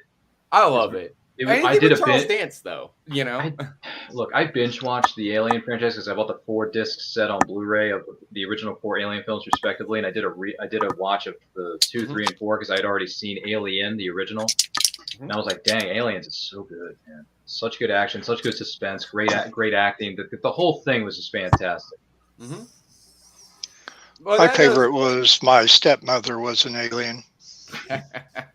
You gotta love Kim Basinger. Listen, man. That Vicky Vale that we all grew up on, Skunk. You know what I'm talking about. I mean, Vicky Vale. Yes. Hey, I saw recently. I have there's a Facebook page that I've liked called Maleficent's Vintage page, and they did. It was from early mid 1970s, the cover and interior of Bride magazine with a then brunette Kim Basinger, much younger. Oh my Lord, if you liked her as a blonde, you would love her as her original brunette. Really, really wonderful pictures. You know, it's kind of like looking at Susan Day from the Partridge Family when she did all the ads prior to the Partridge Family that got her into the Partridge Family. Question. Wow. Does Kim Basinger still own Kennesaw, Georgia? At one time, she and her husband bought the town. I don't know if they've sold it back to anybody yet, or if they're still using it as a tax write-off. But it's been a while. So Vicky Vale was a brunette at one point. That's a bit more lighter than Corto Maltese, isn't it, Bill? See what I did there. Another reference from the '89 film. Just saying. Oh, and give Knox a grant. Give Knox a grant. Yes, exactly, dude. That scene in the art gallery that were in his mansion in Wayne Manor. God. When the butler asks if he wants to open up more cases of the champagne, and Michael Keaton looks right at him, he says, "Open what, 6? 6? Yeah, 6 is good." And then Knox has given Vicky Vale like a starry eyes, like, "You have the hots for Wayne," and she's like, "Don't say anything." It's just the eye contact and the body language in that scene is so funny. It really is. I loved how Alfred followed him around everywhere and picking things up, things that were about to drop, just like he was following a little kid around. he was following. What was it? He was trying to inform Vicky Vale at one point, but he never got the chance to tell. But he does like. Thank you, Oh, Joe. Commissioner I Gordon was misremembered compelled the to name be. of the town. It was Brazelton, not Kennesaw. Oh, Kennesaw is the one with the mandatory gun ownership law. Yikes! Kennesaw Mountain Landis. Right. That's what I know that being famous for. Mm. Very unexpectedly, sir. You too, excuse me. God, I can quote that movie all night long. I love that film so much. Please do. I'm sorry, I can't help it. I mean, Batman '89 is like in my top 10 list, so I just love that movie. I don't care what anyone says. I know. I love it. Um, Hey, listen, it was how I was introduced to comic book characters. Was the Tim Burton Batman films and the Christopher Reeve films, and then that led to. Granted, it took me years and years later to start doing this, but I eventually became a comic book fan. So there you go. That's why I'm not passing judgment on the new Batman It's okay. till I see more. Well, till I see the actual movie, which I guess you can pre-order your tickets now. Mm-hmm. yeah. It comes out March 4th, I want to say. So get ready, guys. Less than 6 weeks, we're going to get a new Batman film. Yeah. Yep. I might even be able to see it by July. And yeah, well, I will see this one in the theater. Listen, at the rate it's things are worth going, doing this movie will be out this movie will hit theaters in March and be out on Blu-ray in May. I have not been to a theater to see a movie since the Before the Corona, Miley Cyrus? no. Well, it probably was. But for not for that reason. It was the Freddie Mercury biography movie. Oh, that was Bohemian Rhapsody Yes. with I Rami believe that- Malek. Yeah. That was the last. That was the last time I was at the theater. The time I was at the theater before that was about a month before when a Thor movie came out on my birthday. So I don't do theaters very well. I haven't done for many years. It's. I hate going out in public. There's too many people there. Okay, Carl. Well, the last time I went to a theater, because I commented about it on your post about Ghostbusters Afterlife, I took my 13-year-old niece to go see the movie, not knowing that we were going to go into a 3-story theater and this huge honking screen and all the stereo surround sounds, mega wattage, thunder, boom, cracking, whatever the heck of whatchamacallit that it was that provided the sound. I mean, and it was well worth it. I would have just easily wanted to watch the same movie on a regular theater screen instead of this 3-story tall one, but it was a wonderful movie, and there's a part where you're going to cry, and for those who haven't seen it, I will not spoil it, but it's now that it's out on DVD, definitely rent it or buy it. That's what I did. Since I stopped being able to talk myself into going to a theater, and you've got to understand, I've got this. It's not agoraphobia. I have a fear of crowds. Oh, I see where you're coming from. If you see me at a convention, you will not believe that is possible because I'm a very public person there, very outgoing. But you put me just in, say, a Walmart Christmas shopping, it's like you're waiting for Wolverine's claws to pop out and the slashing to start. I hate being in a crowd. Conventions don't count because that's a family reunion. Basically. I was going to say that's more like a family gathering for you, Dan. Yeah, it is. It is. That's the way I look at it. That's the only way I can cope with it. If it was someplace I'd never been with that many people in it, I would be horribly uncomfortable. But it's okay. Crowds aren't for everybody. No, well, I hate it. it's a handicap, really. It is. Hmm. I know a lot of people that don't feel this way, and they can go out and do anything they want. And I have to gear myself up to doing something like that. So, and it really helps if it's with a crowd that I have a whole lot in common with, other than I'm a fan of this movie, or I really want to shop in this store, sort of thing. Oh, I see what you mean. Interesting. Well, hopefully one of these days, I don't know when it's going to happen. I don't know where specifically. I can't comment on that. But I do hope all of us as friends, we can all gather together one day at a convention, just hang out, shoot the breeze, maybe buy some comics, maybe buy some books. I don't know. But listen, on that note, I am actually going to head out of here, fellas. But I want to take this opportunity to say thank you for having me. It was great to stop here for just a bit and to say hi to everybody. And also, people in the comments, you're awesome with your crazy, funny comments. You're killing me, Carl and Donna and everyone else. And Joe Dog, even though I only got to meet you for a few moments because you had to step out due to your health concerns, which listen, we hope you get better, get bigger, faster, stronger. We're pulling for you, man. Good to meet you all. Skunk, even though I'm looking at an avatar, which I'm not used to looking at, I got to be honest with you. I'm used to human being interaction, but for you, you have special circumstances, Skunk, so I get it. But listen, take it easy on all yourselves. Have a great weekend. Please be safe out there. Read a comic book if you want. And in the meantime, in case I don't see you, in the words of our good friend Jim Carrey, good afternoon, good evening, and good night. Phenomena. See you, fellas. Good night. Good night, Ryan. See you, Ron.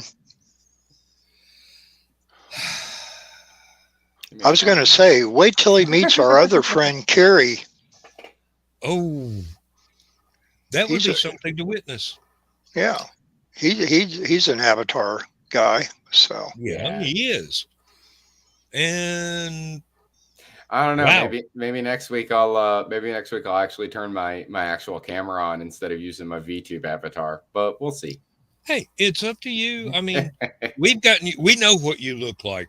We've gotten used to the avatar. It's pretty much the same person. So Yeah, I mean it's well.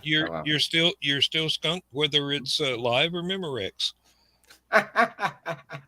Well, hey, speaking of which, though, I do have to work in the morning, so I'm also gonna bounce.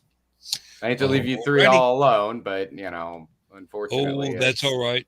Stephanie just stepped out, and I have to go Joe to. might feel better and come back. I don't know. I would stick around for the extra hour, but I do have to go into work early tomorrow because I have to. Unfortunately, I have to take the semi-truck driver back to the warehouse from Penske. Skunk, I got to tell you, He isn't having to drive his truck. No, nothing like that at all. I just have to go take him. You had to be have you been out on these roads or anything? I mean, I don't, where you live, which I'm not exactly sure. I don't know how bad the weather is, but up here, they have been, all the truckers are getting off of the highways, which Interstate 74 is the one closest to me, which is east-west, because the highways are being shut down up here.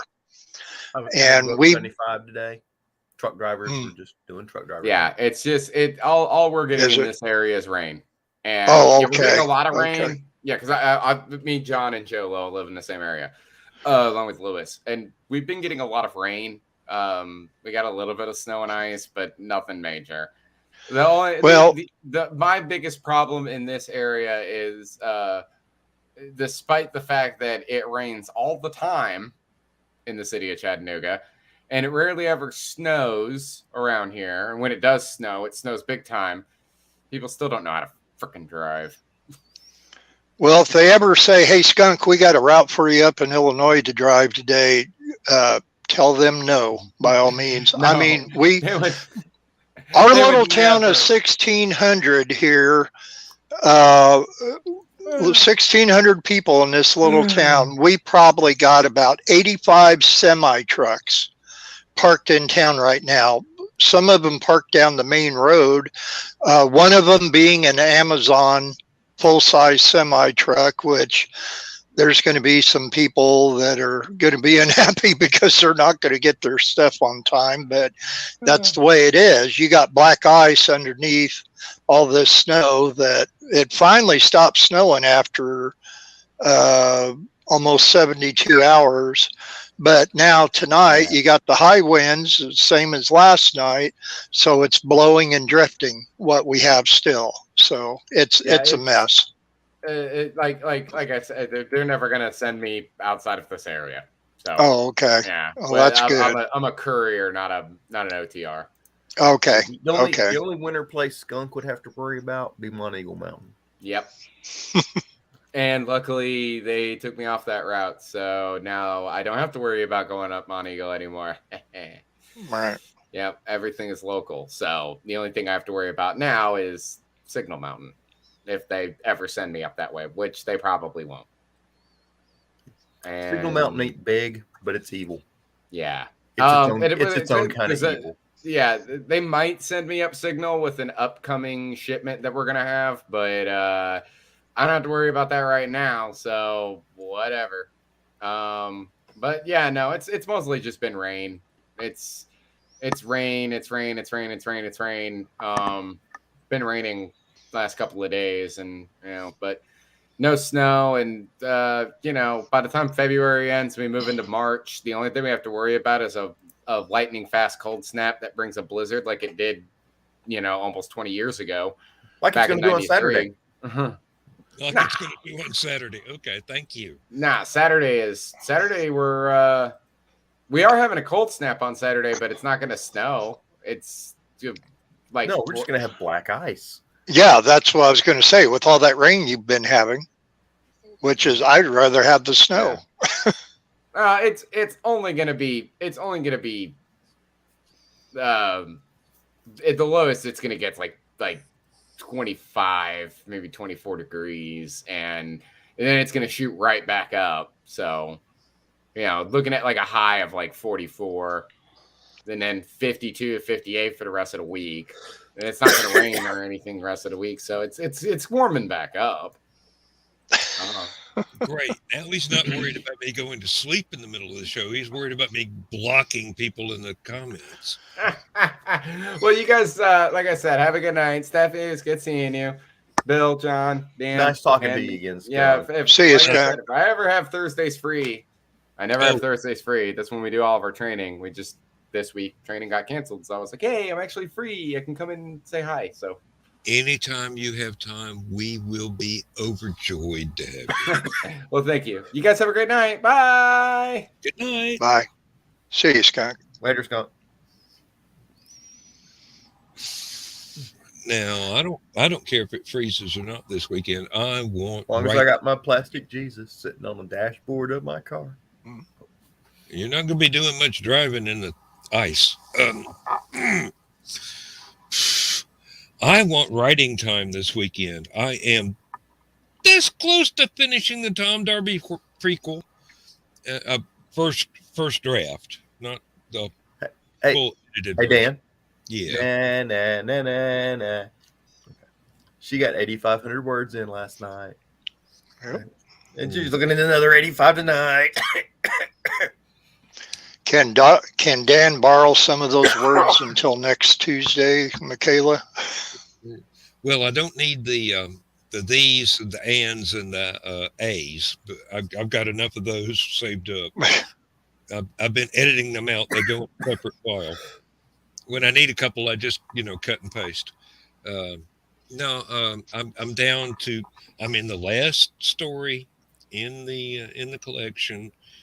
I've got everything just about ready to get to the end scene, and then I've got to go right at the very end to be continued in the book that's already out.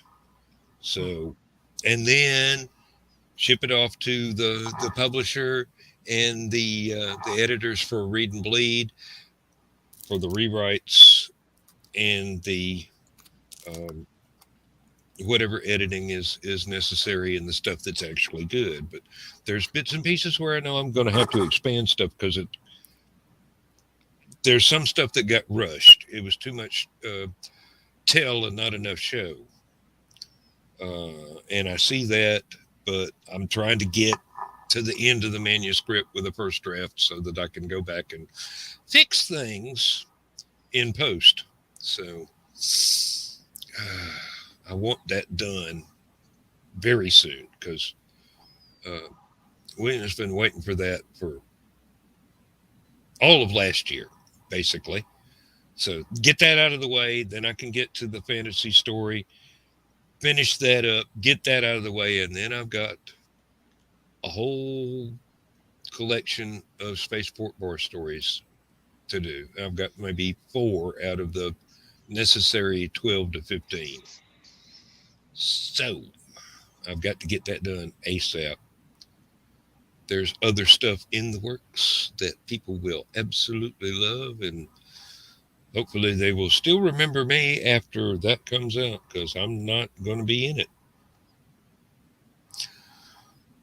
India? Maybe you better retire early, Dan. It sounds like you got a lot on your plate there. I've always got a lot on my plate. Just give me some cornbread and some chow chow and I can finish it up. Well, let's see. You got some cornbread in there. I don't know. Might have some cat chow. Nope. Not the same thing at all. Oh, darn. Chow chow is a sort of pickle relish akin to, would you say kimchi? Maybe mild, but you know, pickled cabbage and mild peppers and onions and tomatoes and whatnot. You're going to make Stephanie hungry. Stephanie's eating. Oh, well, see, you already made her hungry. Stephanie's eating pretzels because Steph's on antibiotics for a sinus infection, and it's really done a number on Steph's gut. And that's as much as I'm going to say on the air about that. Oh, Carl's going to finish the sequel to Mad Gasser and one more book, and then he's going to retire from writing. Yeah, right. Oh, good. He can be a copy editor then. And Brian K. is putting paid to that.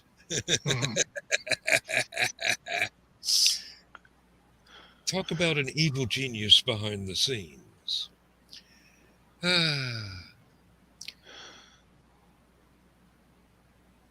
Well, y'all want to say something, or shall I just keep on hogging the limelight? I mean, John, you ain't said 8 words all night, and Bill's just barely been able to get a few in edgewise. So. I had a birthday thing saved up in case we didn't have anything to talk about, but boy, did we get through an hour and almost a half pretty quick. Yeah, well, it goes that way when the conversation goes thick and fast. So yeah, well, no, that's not complaining. You know, if Ryan and Skunk and Nick Tockert ever had their own show, just the 3 of them, I think the first episode would probably go on for about 5 years or so. At least.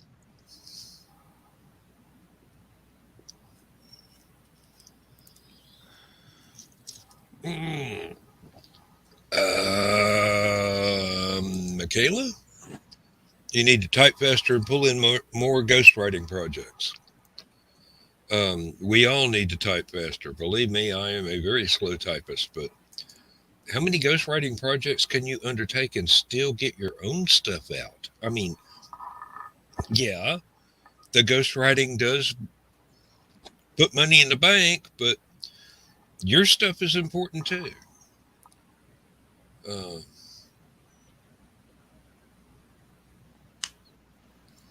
Stephanie, what are you working on right at the moment? I'm not. I understand. I haven't been able to string words together. Yeah. I can well relate. I remember when I was going through the same situation. Yeah, I shouldn't have said that. That That's was okay. Um, Fortunately, I was actually between books when he passed, so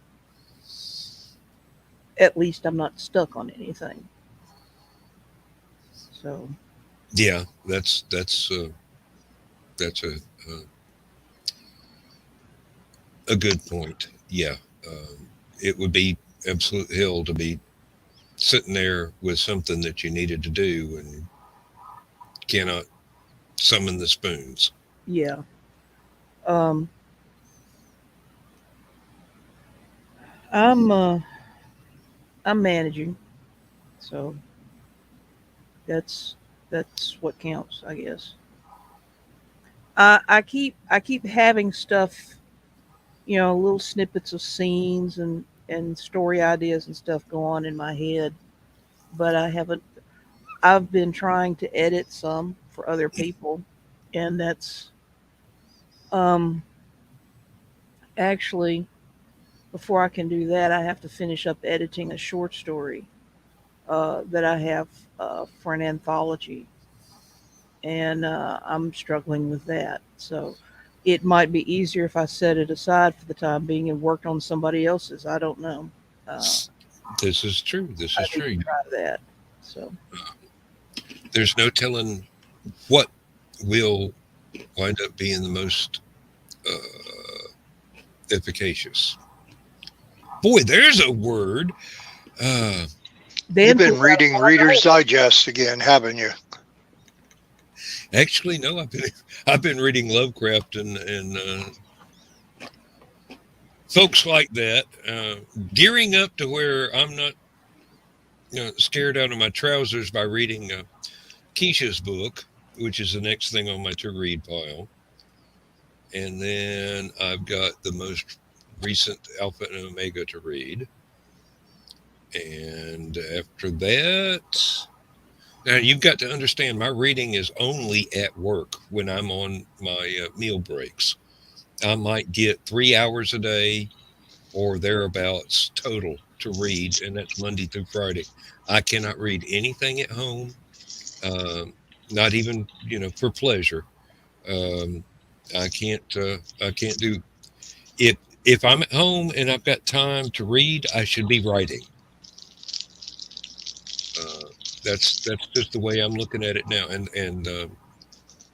there are several writers I've talked to over the years that have said, yeah, that's the way it works. But then you always wind up with one or two writers that are so fantastic that you can just get lost in the sauce and not worry about. You should be actually dropping the word count in there, but you can enjoy their stuff, and it's not like it's a threat because they're way out up here. Um, and believe me, from my lowly position, everybody's way out up there. So, I can say I have started reading again, hey, and I now and I can concentrate on it reasonably well. that's a good sign. So, yeah, your discussion of reading made me think. So uh, Well, um, several years back, we were in a rather unfortunate automobile accident, and I wound up with a concussion. And I could not write a word for 2 years, and I could not read much of anything more complicated than Facebook posts for the same 2 years. I couldn't concentrate on anything. And at the same time, because of the concussion, the swelling in my brain, my eyeballs got reshaped by the pressure of the swelling of my brain. oh my, I could not wear my prescription glasses. I had 20/20 vision without them. As the concussion gradually faded, my eyesight went back to its normal handicapped condition. So that was a horrible couple of years. I couldn't even make out a shopping list. hmm, Yeah, There was just nothing there. The lights were on, but nobody was really home. Lindsay took good care of me, and I'm glad that she was here because I totally needed to keep her, and not just in the traditional sense, but this is. That was one of the worst periods of my life as far as knowing that there was something wrong and not being able to do anything about it. Just had to wait it out. We've got comments out the wazoo here. No difference between working for yourself and working for someone else. The boss is still an idiot. Totally agree, Carl. It's just told Andy that she is working harder now than she did when she had a full-time day job. Yes, this is true. This is exactly true. And once again, just like in a Brian K. Morris show, the comment section is having a conversation that has nothing to do with anything we're doing. So they got bored with us a long time ago, so they're doing their own show in the chat. About 1978, it looks like. Probably. Because they just said, oh, 1978. No, it's that blizzard. We'll just do something else. I remember that one. Yeah, like I was saying. Too. Like I was saying when Ryan was here, yeah, I was at the Atlanta Comic Con in '78 and was at the hotel during the Friday, and everything was great. And then went off to our friend's apartment where we were staying in order not to have a hotel room. Got up the next morning, and Atlanta was frozen solid.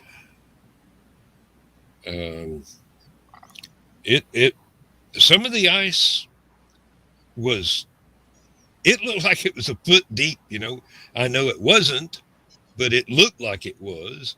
We were basically ice skating without any blades to the closest, I believe it was a Waffle House, which was still open, so it couldn't have been that bad, according to the Waffle House Index.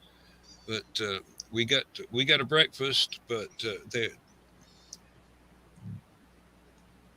no one was allowed to go to the restrooms because those had frozen solid. Oh. The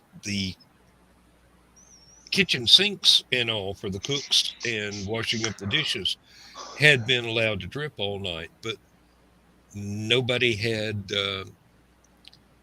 the foresight to try and keep the restrooms having a dripping tap. So it was pretty horrid.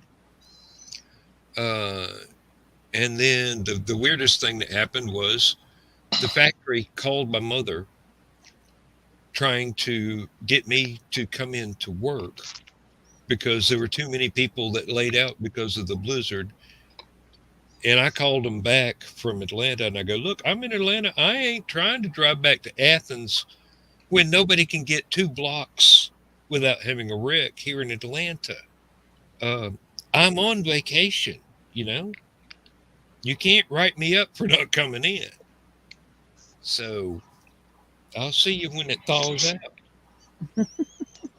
Finally, it got warm enough to where I was able to drive back to Athens and drop off a couple of passengers that were at the convention with me, a couple of friends from University of Georgia. And next, when my vacation was over, went back to work, and supervisor was just all upset because I didn't risk my life to drive 90 miles in a blizzard to make sure that he had somebody who could hold a paintbrush, because the line certainly wasn't running.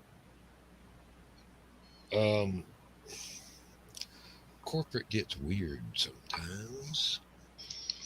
No joke. So I know up here,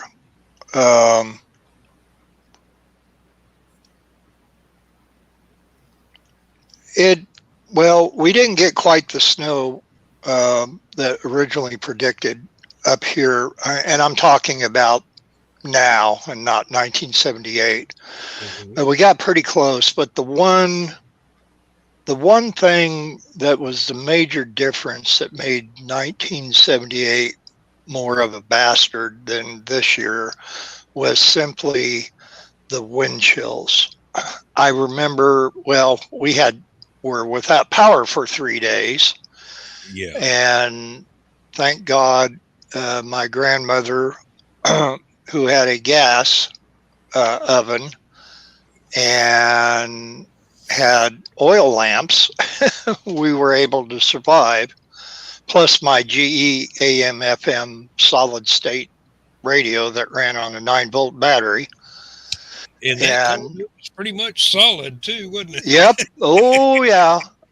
But no, we had some wind chills. I'm not talking during the night, but during the day, wind chills were 78 below zero. And I was about 5 miles west of where I am now, my grandmother's in Fithian, Illinois, which is a little farming community, much like Oakwood, but a lot smaller, 500 people. And yeah, it was amazing. And I know when this was coming up on this major weather event, days ahead, there were people that were trying to make comparisons before it ever started to the 78 blizzard. And I'm like, oh, no, don't do that. Yeah, you don't know what we're going to get. Yeah, but you can't, because you never know what's going to happen until it actually happens. No, and ours came in 2 big waves. The first wave being overnight, Tuesday into Wednesday, and then we had a brief break from it about Wednesday evening, 10 o'clock, and then about 2:30, 3 o'clock in the morning. This morning, it started back up again. The first round we got, I want to say 8.5, 9 inches of snow. The second round brought us up to a total of right around between 12 and 14 inches.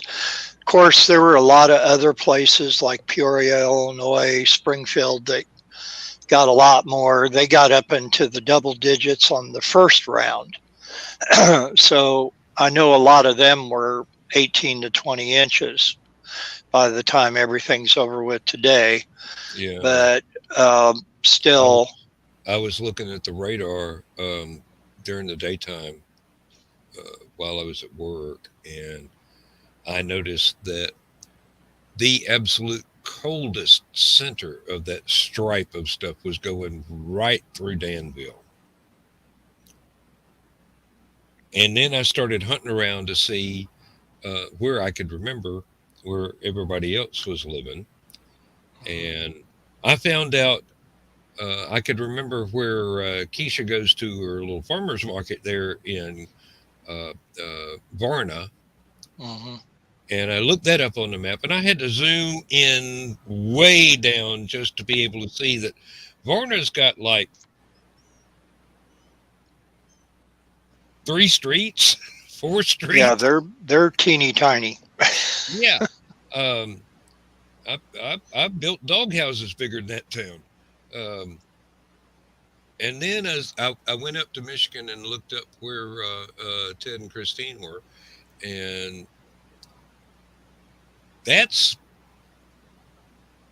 they're right on the bay there at Tawas. And then the only other thing without zooming in that I could see was across the bay was a town called Bad Axe. And I'm going, oh my God, I need to have a vacation home there for the summertime. Can you imagine just how neat my mailing address would be if during the wintertime I'm at Moons Grove Church Road, and in the summertime I'm at Bad Axe, Michigan. Oh Lord, that would be glorious. Oh. But that it's definitely been a whole lot worse up there than it has been down here. So, Well, I mock Carl earlier, or I tease him about his uh, covert Sunday morning grocery shopping that he does. And that's why I was wondering if he dug himself out, because I know if he hasn't now, he will have had by Sunday morning so they could do their weekly grocery shopping. oh, do you remember Mad Magazine?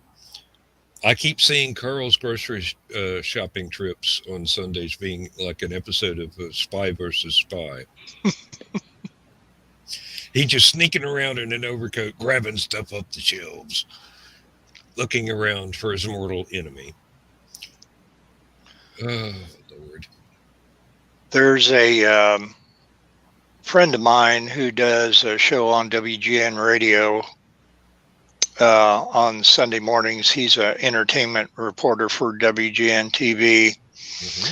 And he always talks about doing his weekly grocery shopping on Saturdays.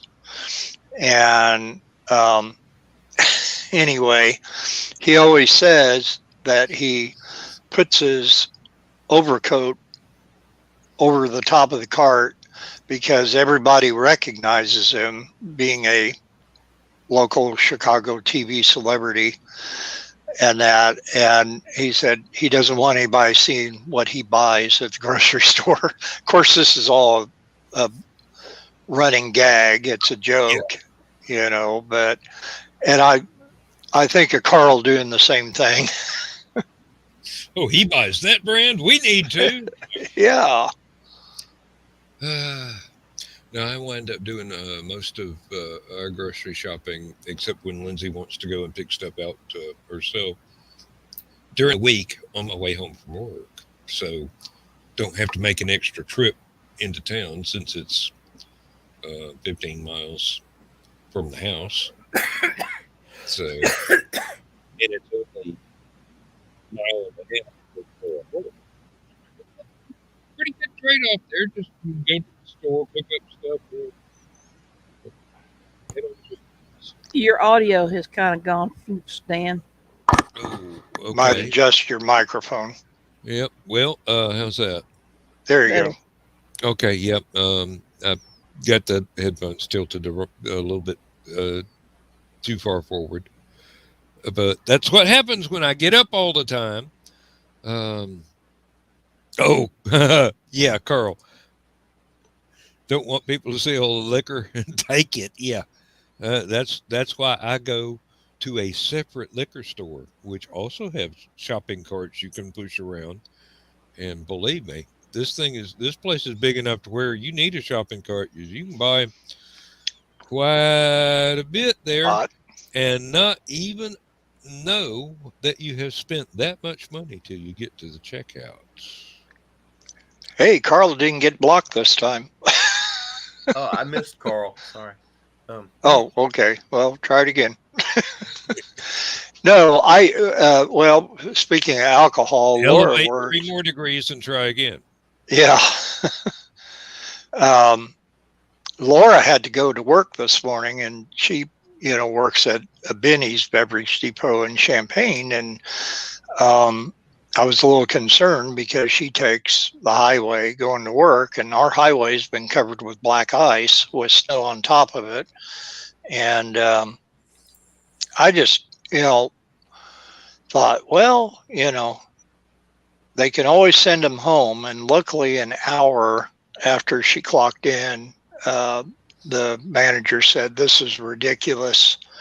We're not going to make any money today." and he sent everybody home.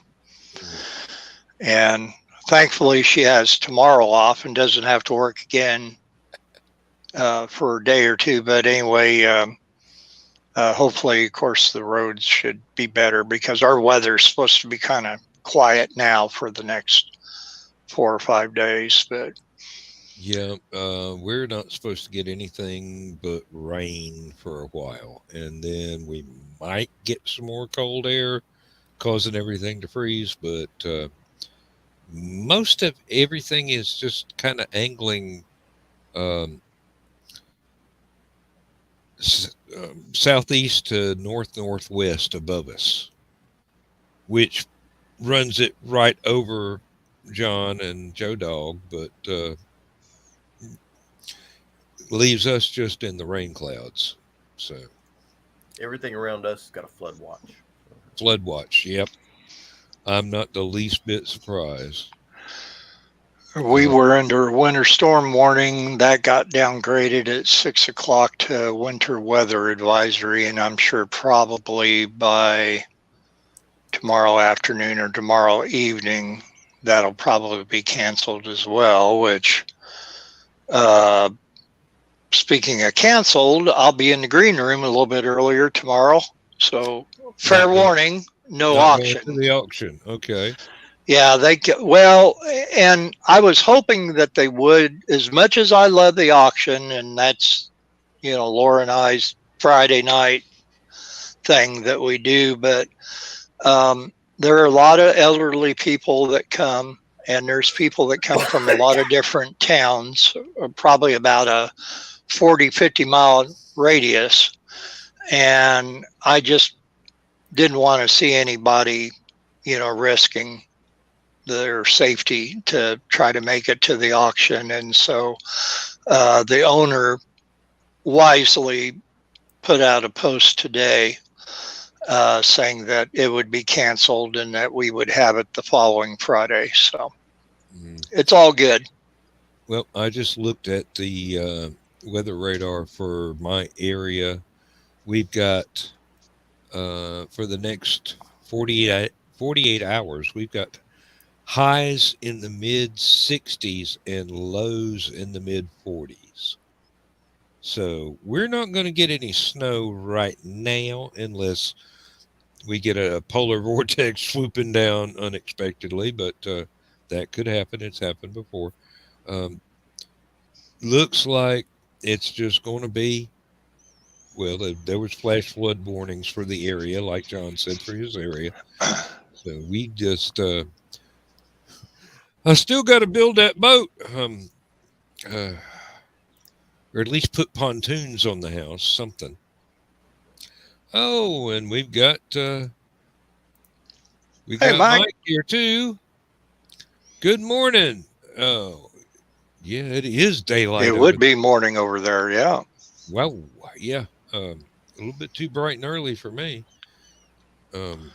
It's 10:48 here, and my alarm clock goes off at 6 a.m. So just think, he wakes up and he sees our ugly mugs first thing in the morning, with the exception of Stephanie and that. But he sees our 3 ugly mugs and Stephanie. If that don't wake you up faster than coffee, I don't know what will. My God. It's going to have to be some strong coffee to wake me up in the mornings. I don't care what I'm looking at. Oh, I've still got that Oregon volcanoes thing up. I've got to kill that tab. There we go. Well, I thought that was kind of an interesting story myself.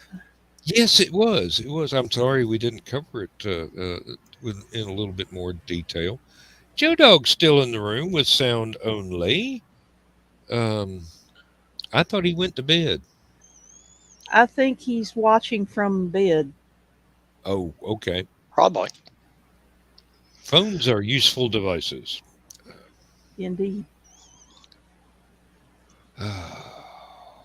Stephanie, what does it mean that the ground rose a foot underneath where the volcano is? Well, the interesting thing is that, okay, volcanoes do what geologists refer to as breathe. Right.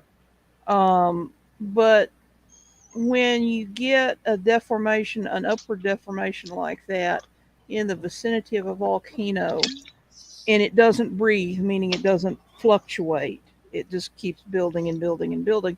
And it's built up about a foot in the last 15-ish years, according to what I was reading in that article. That means that more this than is not like a foot in a week. This is a foot over the last. Okay. Yeah. 15 years. Because a foot in a week would be phenomenal. But yes, and I'd be really That worried. would be something to really worry about. Yeah. But also realize not only is that a foot, but Dan, have you still got the link or did we put up the deformation map? I don't think we did. I'm not sure. Let me see if I can pull up I don't something think that we I did. recently closed. Um, I was going to say you just shut down one, but I don't know which hang one on, it was. and I'll pull it up. Recently I closed. just gotta get Oregon volcanoes, Three Sisters, growing ground bulge. I That's the found the only. one.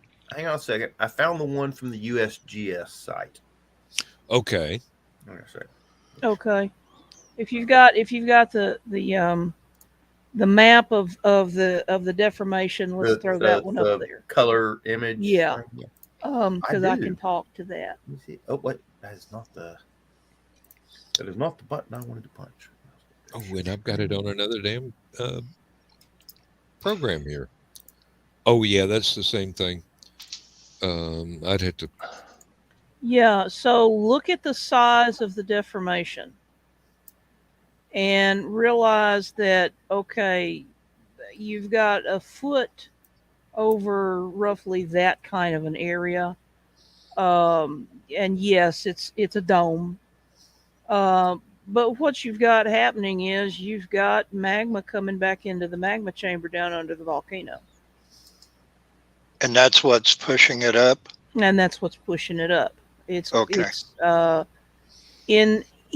Had the volcano blown its top and become a caldera, then you would still get that kind of a shape forming inside the caldera, and that would be known as a resurgent dome, which is how they build back.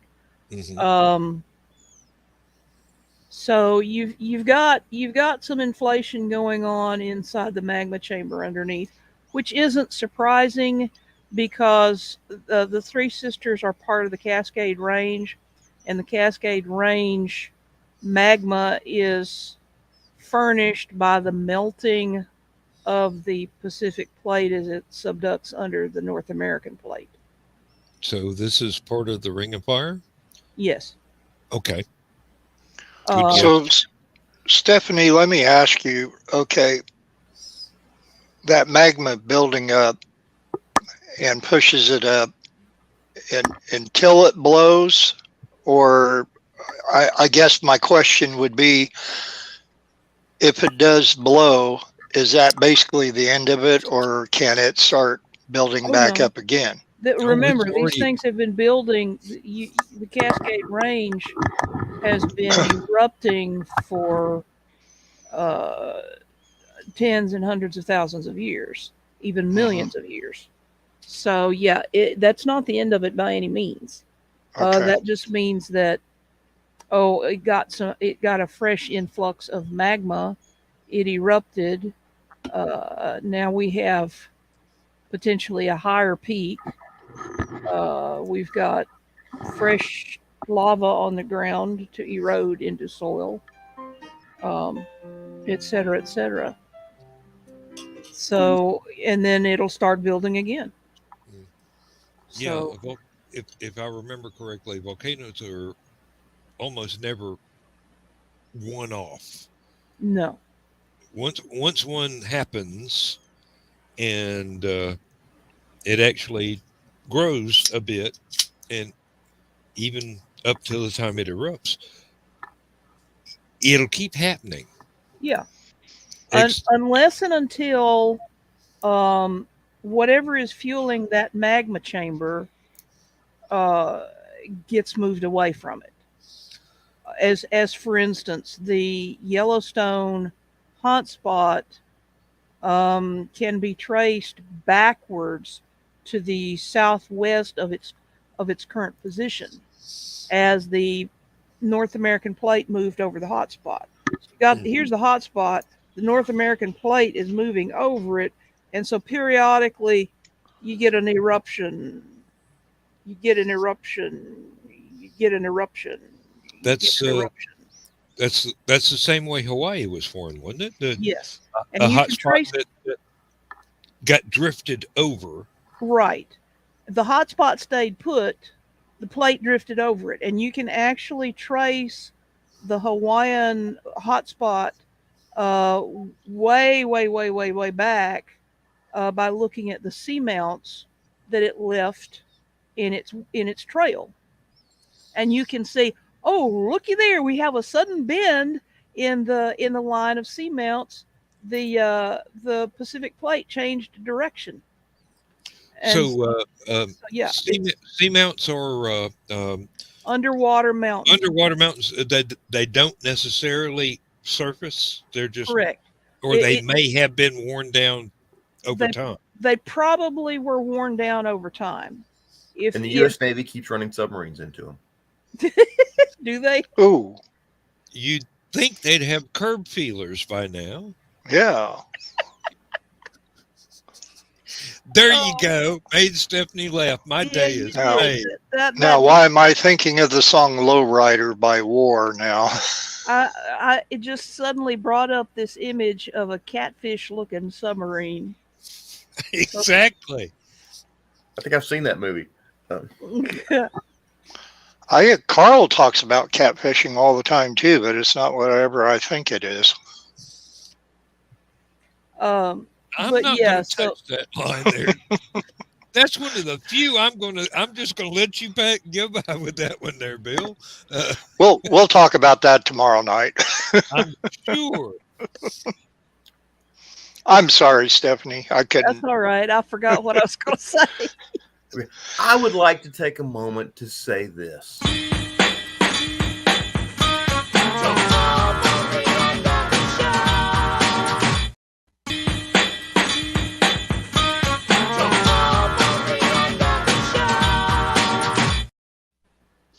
You liked it so much you had to say it twice. Actually, I hit the wrong button the second time. Oh, I was trying to hit comments and accidentally hit the button.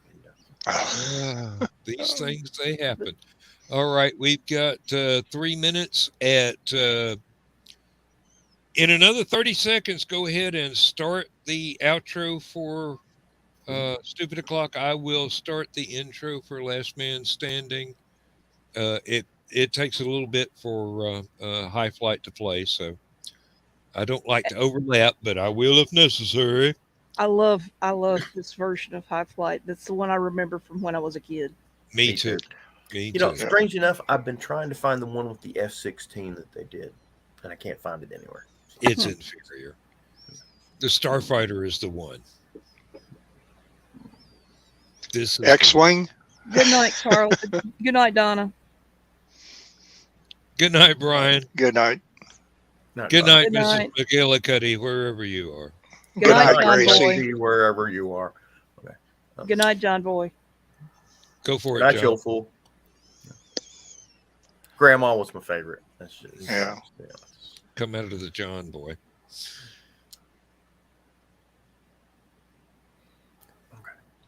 And then they all said nothing. Yeah, Well, we're I waiting did on there. John to hit Said the good button. night. It's that apprehensive moment of silence. What do we do for the next minute? You played the outro. I've got to go live here. do your live stuff. Good night, everybody. I'm going to go over here and start punching buttons. I hope I punch the right. See you on the other side. I think it's this one.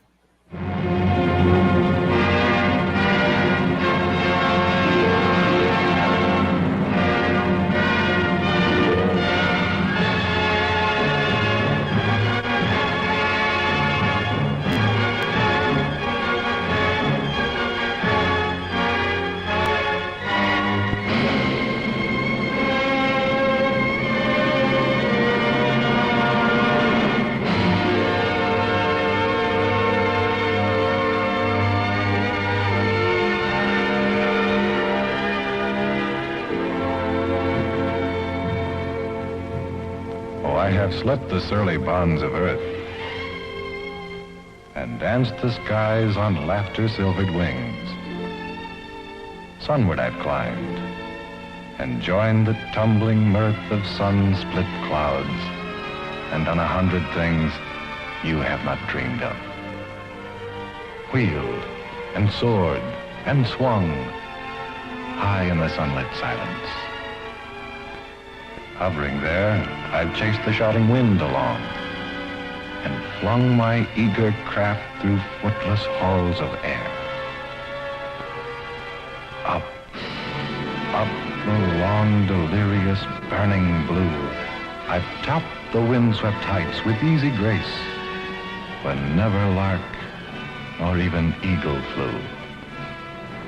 And while with silent, lifting mind, I've trod the high, untrespassed sanctity of space, put out my hand and touched the face of God.